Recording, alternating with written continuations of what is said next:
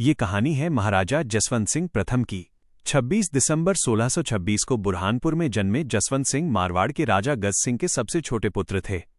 बचपन से ही उनमें वीरता, बुद्धिमत्ता और नेतृत्व की झलक दिखाई देने लगी थी। सिर्फ 11 साल की उम्र में 1638 में उन्होंने मारवाड़ की गद्दी संभाली। जोधपुर के मेहरानगढ़ किले में उनका राजतिलक हुआ और यहीं से शुरू हुआ एक ऐसा शासन जो मुगलों के साथ भी चला और समय आने पर उनसे टकराया भी।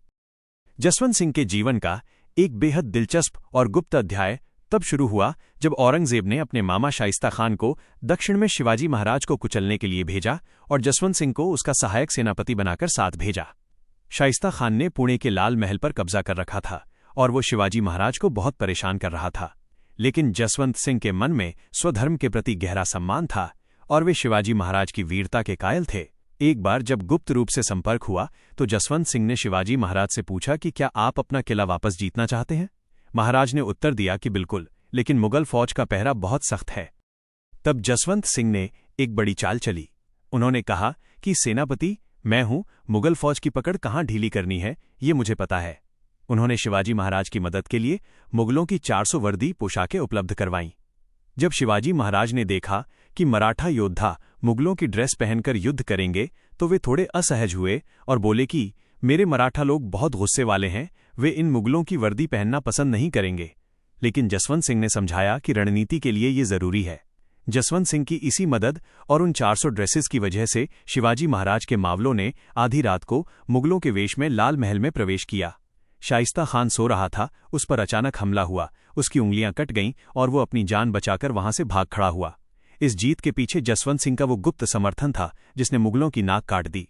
इसके बाद 1658 में जब मुगल साम्राज्य में सत्ता के लिए दारा शिकोह और औरंगजेब के बीच युद्ध छिड़ गया, तब जसवंत सिंह ने दारा का साथ दिया और धर्मत के युद्ध में उतर पड़े। युद्ध से पहले उन्हें सलाह दी गई कि रात के अंधेरे में दुश्मन पर हमला किया जाए, लेकिन उन्होंने साफ मना कर दिया। उनका स्पष्ट कहना था कि राजपूत छल से नहीं, वीरता से लड़ते हैं।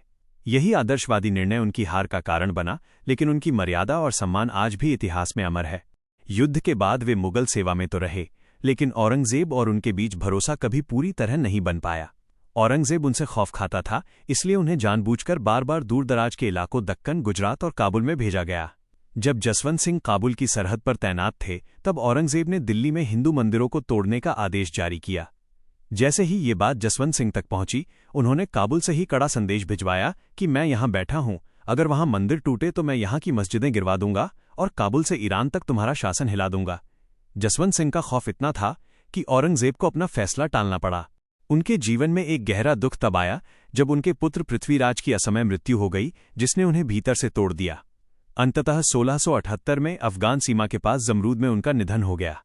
उनकी मृत्यु पर औरंगजेब ने कहा था कि आज कुफ्र का दरवाजा टूट गया। उनकी मृत्यु के बाद मारवाड़ के अस्तित्व की लड़ाई वीर दुर्गादास राठौड़ ने आगे बढ़ाई। महाराजा जसवंत सिंह आज भी राजपूती स्वाभिमान, साहस और मर्यादा के सबसे बड़े प्रतीक माने जाते हैं।